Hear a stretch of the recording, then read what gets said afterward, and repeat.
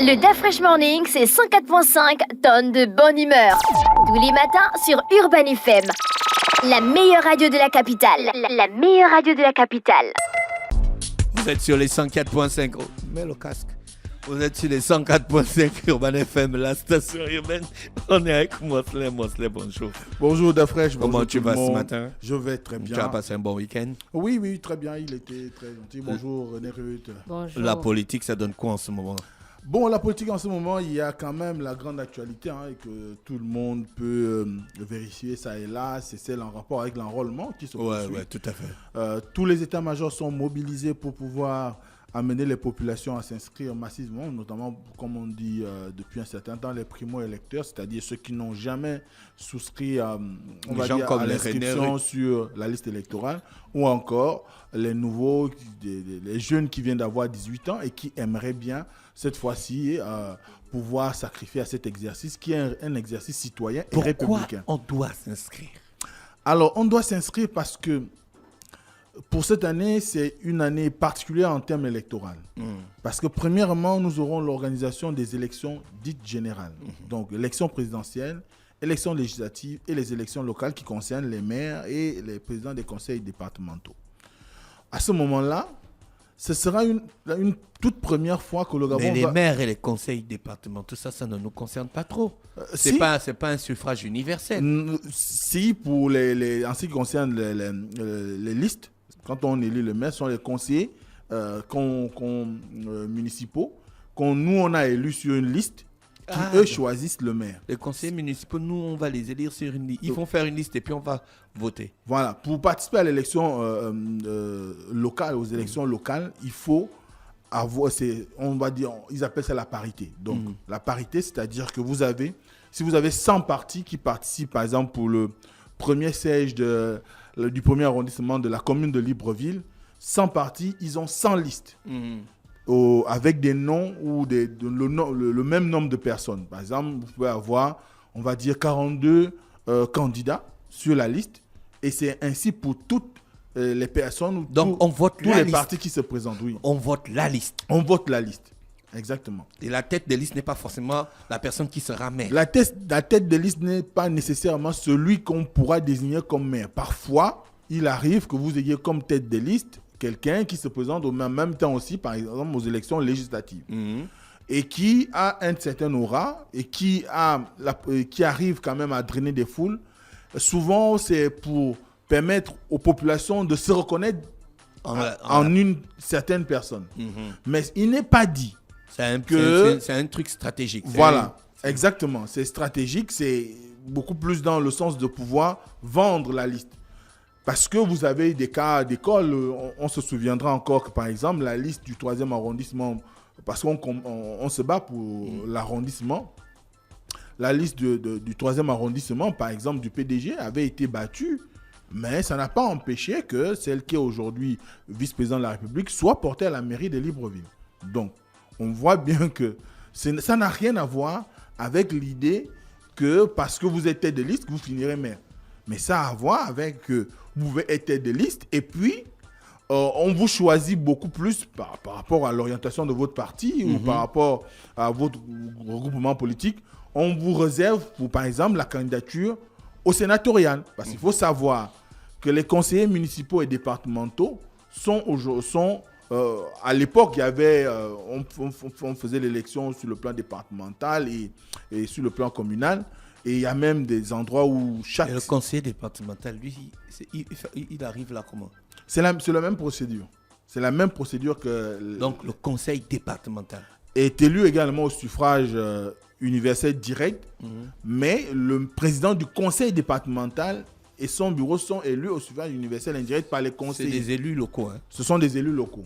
Bon, donc, est-ce que tu peux être député et puis maire, ou bien député et puis président du conseil départemental? Je crois, si j'ai encore bonne mémoire, c'était en 2002 ou 2003, il y a eu une loi sur le non-cumul de mandat. D'accord. Il y a le non-cumul de mandat au Gabon, mais il arrive quand même que les gens se présentent pour les deux élections. Dans le cas d'espèce, ils peuvent être élus conseiller municipal ou conseiller départemental sans qu'ils aient à siéger. Ou s'ils sont conseillers siégeants, ils peuvent ne pas bénéficier des émoluments qui vont avec. Donc, c'est le droit de siège. Donc, à ce moment-là, ils n'exercent pas nécessairement la fonction de conseiller dans une assemblée quelconque. Mais sinon, le cumul de mandats est interdit. On ne peut plus avoir la situation qu'il y avait au début des années 2000, fin des années 90, début des années 2000, par exemple, où on avait un député maire, comme l'a été, par exemple, le général à la retraite Jean-Boniface Assélé. Il était député et maire du 3e arrondissement. Donc, on ne peut plus avoir ce genre de cas parce que c'est ce qui est refusé aujourd'hui. Donc, comment expliquer à un primo-électeur l'importance d'aller s'inscrire sur une liste électorale? Quel est l'argumentaire que toi, tu peux mettre en avant? Premièrement, on est jeune. Et qui dit jeune, dit des ambitions. Quand on a des ambitions, pas nécessairement politiques, les ambitions peuvent être, on veut un meilleur bien-être pour les populations de sa zone, ou pour soi-même d'abord. Pour soi-même, on veut vivre dans un pays qui fait rêver. Première chose. Deuxième chose, on veut vivre dans un pays où il est possible de se déplacer d'Achibinchos à Kingele sans qu'on soit confronté à des cas de cassure sur la route. Donc, ce qu'on appelle les nids de poules. On rêve de ça. Donc, quand on est jeune, on rêve d'apprendre dans un établissement qui ressemblerait aux établissements des pays amis du Gabon qui sont installés... Où nos enfants vont faire l'école. Voilà, où on paye 1 million par mois ou par an, je ne sais pas.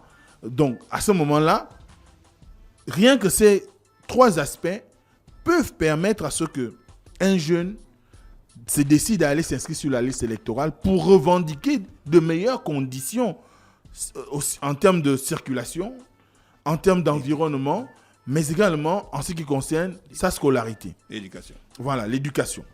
Ensuite, il y a la santé. Il y a les questions de divertissement. Les jeunes au Gabon sont oisifs. Ils ont des problèmes en termes de culture. Donc, absence de centre culturel digne de ce nom ou encore d'endroits dédiés à la culture propre au Gabon et qui permettent à ce qu'il y ait une certaine émulation ou une stimulation intellectuelle pour les jeunes. Ça peut être un cas de revendication pour les jeunes. De plus en plus, sous d'autres cieux, les jeunes sont engagés sur des questions environnementales. Et on sait que le Gabon est champion en la matière. Sauf que beaucoup de situations au Gabon ne sont pas de nature à convaincre l'ambition politique en termes de protection de l'environnement du Gabon. Si je prends un exemple simple, la question par exemple des énergies renouvelables. Nous, on défend la biodiversité, mais on n'est pas dans la transition écologique.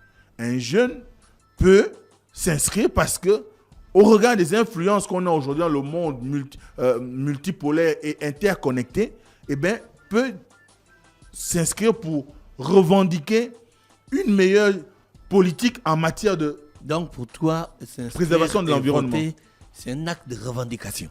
Oui, d'abord. Mais comment ça? D'abord. C'est pas un acte de revendication. Tu choisis des leaders politiques. Pourquoi? Qui vont décider de l'avenir de ton pays. Pourquoi, Dafresh? Ou de ta contrée ou bien de ta localité. Je le dis pourquoi. Parce que chez nous, la première des choses qui devrait stimuler un électeur, c'est ses conditions de vie. C'est son environnement. C'est son milieu. Après, vous pourrez aller voter le plus beau, le plus élégant, le gros, le mince, le bedonnant ou pas. Mais la première des choses qui doit vous orienter, c'est qu'est-ce qui est proposé pour que mon environnement soit amélioré? Qu'est-ce qui est prédéfini ou qu'est-ce qu'on me vend pour que je me retrouve dans les politiques publiques qui sont engagées en faveur des populations? Mais il y a souvent des gars qu'on vote, ils ne comprennent même pas les défis de l'avenir. Mais c'est ça, tout ça aujourd'hui. Mais comment tu vas expliquer ça à un Il ne faudrait plus que les jeunes... Tu as des jeunes qui ne connaissent même pas leurs députés. Mais ils ne savent même pas quelle est l'importance de ce gars à l'Assemblée nationale. Mais c'est là aussi qu'il faut mettre l'accent. Au Gabon, il y a 3 députés qu'on connaît. Ça veut dire qu'il y a 3. Oui, à Corée d'Avin, à Ouassi, et puis Angélin Goma. 3 députés qu'on connaît. Ah bon? Le reste, là, tu connais nos députés. Bon. Les autres ne votent pas. De par ce que je fais, je peux prétendre que je connais plusieurs autres. Mais c'est vrai qu'on a un certain nombre qui se mettent beaucoup en avant, qui essayent de défendre un certain nombre de missions qui sont les leurs. et d'autres qui existent à l'Assemblée. Moi, c'est vrai que moi, j'ai été, par exemple... Non, toi, tu es un professionnel de la politique, Mosley. Mais n'empêche que j'ai été étonné ou choqué de voir qu'à l'Assemblée, il y a des gens qui ont des problèmes de mobilité. C'est-à-dire, même pour faire valoir leur droit de vote au sein de l'Assemblée, ils demandent à leurs collègues d'aller récupérer des bulletins de vote pour eux. Ils votent sur place, vraiment de façon, avec toutes les contorsions possibles pour qu'on ne sache pas qui ils votent. Il est assis. Je ne vais pas citer le nom, mais j'ai pu assister à cela lorsqu'il s'est agi du vote pour la révision constitutionnelle lors du congrès qui s'est passé dernièrement. Et ça, c'est quand même étonnant qu'on en soit à ce type de niveau. D'accord. Parce que le vote, comme celui qu'on va exercer au mois d'août, même à l'Assemblée, c'est quand même sous réserve de l'isoloir. Il faut aller à l'isoloir. Mais lorsqu'on Il y a une séparation qui est nette entre les élus et les électeurs après les échéances politiques. La situation est telle que les gens ne comprennent pas où va leur droit de vote. Pas leur droit de vote, où va leur vote en fait. Ouais. Est-ce que les gens à qui ils ont accordé un crédit électoral comprennent les enjeux de l'avenir? Il faut comprendre qu'au niveau de notre pays, il y a quand même, c'est vrai, cet éloignement entre l'électeur et le politique. Mais cet éloignement est le fruit du système. Le système, ce n'est pas seulement le PDG. Le système, c'est en même temps le PDG, le CLR, l'Union nationale, le RHM et tout ce que vous voulez. Et donc tous les acteurs politiques. C'est-à-dire qu'on s'est retrouvé on est dans un système où on a créé un environnement de cooptation qui parfois ne tient pas compte des réelles aspirations des populations. Il suffit de voir, par exemple, un parti politique comme le PDG, qui a organisé, il y a belle lurette, un certain nombre de rencontres militantes où chacun devait s'adresser à la base pour postuler, du moins pour prendre un poste quelconque au sein de l'organigramme du parti, qu'il s'agisse du Conseil national, du bureau politique et tout ce qui s'ensuit. Mais on s'est retrouvé dans certaines zones où quand on regarde, ils étaient incapables même, les responsables, ce qu'on appelle les secrétaires provinciaux, étaient incapables de juger de qui est en main de pouvoir représenter les populations dans telle ou telle localité. Ils ont tout renvoyé au secrétaire général. Qui dit secrétaire général dit renvoi à la consultation auprès du distingué camarade président de leur formation politique. Si déjà dans le parti où il y a une meilleure organisation au Gabon, du moins qu'il y a une prétention nationale au Gabon, on n'arrive pas à écouter la voix souvent de la population, ou donc de la base, imaginez comment ça peut être difficile pour les populations de façon générale. Les partis de l'opposition aussi ont une responsabilité. Mais c'est ce que je dis. C'est que ça, c'est au niveau du PDG. Mais il en va de même pour l'opposition. L'opposition, on est à l'aune des élections. Vous verrez, il y a des gens qui vont être investis par les partis politiques dans certaines circonstances où ils ne sont même pas connus. Le seul opposant aujourd'hui, je ne sais même pas s'il est opposant ou pas. Le seul opposant aujourd'hui, le seul acteur politique, parce que lui là, le seul acteur politique aujourd'hui qui s'est prononcé sur l'incitation des populations à aller s'inscrire, c'est Manganga Moussa. Non, c'est pas le seul. Mais les gens de l'opposition, ils ne communiquent pas pour dire aux populations d'aller s'inscrire. Si. Non, il n'y a que le PDG qui fait ça. Non, si. Il faut savoir que... Il n'y a que le PDG qui incite les jeunes à aller s'inscrire. Manganga Moussa, oui, s'est même prononcé dessus en venant poser un problème. Il dit il y a les fraudes. Non, tous les partis aujourd'hui... C'est du jubcana politique. Je vais te dire une chose. Tous les partis politiques, aussi bien de la majorité que l'opposition, sont en état en ordre de bataille. Ça ne se fait pas ressentir. Oui. Pourquoi? Parce que il y a une certaine catégorie de politiques aujourd'hui qui ne veulent pas utiliser les canaux de communication officiels. Ils sont adeptes des réseaux. Ils pensent que la communication reste cantonnée sur les réseaux. Or, c'est vrai, on a une grande population, une grande marge en termes de population qui s'exprime sur les réseaux sociaux. Mais les médias traditionnels restent... C'est normal, la télévision gabonaise est à la solde du PDG, s'il vous plaît. Oh, s'il vous plaît, ça, c'est pas un argument, auditeur. Ça, c'est vraiment pas un argument. Mais aujourd'hui, il n'y a pas que la chaîne nationale qui dit... Vous avez RTN, vous avez TV+, vous avez... Les opposants, ils ont des chaînes de télé. Vous avez Nour TV, vous avez Renaissance TV. Ils sont nombreux aujourd'hui. Vous avez plein de radios. Il y a au moins une centaine de radios communautaires et non communautaires à Libreville. Ou à travers le pays. Mais on ne les utilise pas parce qu'on se dit c'est faire un passage dans une chaîne de radio et télé. Le grand problème, c'est qu'ils ne comprennent pas la différence qu'il y a entre l'information et la communication. Et c'est ça le grand problème qu'on rencontre chez les acteurs politiques et même de façon générale au sein de la société gabonaise. Les gens pensent que quand vous avez une chaîne de radio, vous avez l'obligation de les avoir sur votre plateau dès qu'ils se manifestent. Or, ils doivent savoir quand toi tu les invites ou tu les sollicites pour une intervention, c'est de l'information. Tu veux relayer son information, son activité ou son actualité. Mais lorsque c'est lui qui vient vous saisir, c'est de la communication. Et la communication est payante. Et même l'information, c'est payant. Et même l'information à certains degrés. Par exemple, si vous venez faire un communiqué, vous allez devoir payer. Donc, à un moment donné, je suis souvent étonné de constater que lorsqu'il s'agit de la communication sur le plan local, la politique à Urban FM, tu vois comment les auditeurs les acteurs politiques ont toujours cette tendance à remettre en cause le professionnalisme, par exemple, des médias ou encore la crédibilité des médias. Or, ce sont les mêmes. Quand ils se retrouvent en France pour 5 minutes à l'antenne de RFI ou de TV5, on ne cite pas les contemporains. Ce sont des milliards qu'ils dépensent. Bon, j'exagère, mais ce sont des millions de francs. Mosley, tu vas pas... si tu abuses, oui, tu fais comme les opposants. C'est pourquoi je reconnais que j'exagère. Voilà. Non, ce sont des millions de francs qu'ils dépensent pour communiquer sur ces chaînes-là. Et parfois, ils n'arrivent même pas à faire passer le message qu'ils sont venus, pour lequel ils sont venus sur le plateau. Donc, à ce moment-là, il faut qu'on soit clair.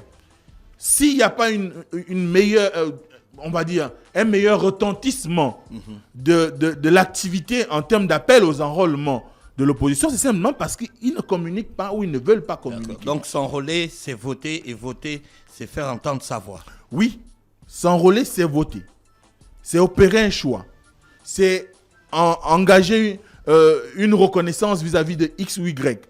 C'est sanctionner. Parce qu'on n'est pas tout. On est là aussi bien pour les candidats de l'opposition qui se présentent à nouveau pour un mandat dans un siège. Pour le peu qu'ils ne se soient pas illustrés comme il fallait, vous pouvez les sanctionner. C'est la même chose pour le PDG. C'est la même chose pour tous les partis. Après, vous pouvez décider de reporter votre voix sur une personne que vous jugez capable et que vous pensez qu'il peut apporter du changement dans votre localité, tout comme une personne qui a été là et qui, depuis qu'il est là, essaye un tout petit peu de faire avancer les choses en ce qui concerne l'amélioration des conditions de vie des populations dans votre circonscription politique. Donc, le vote, du moins l'enrôlement, implique la décision de faire valoir son vote. Mais également, nous amène à choisir l'avenir. Parce que quand on va voter, on ne vote pas pour aujourd'hui. On vote pour demain. C'est vrai que lorsqu'il avait fait ce discours-là sur notre plateau, je parle de l'actuel Premier ministre, lorsqu'il disait l'espoir ou l'espérance.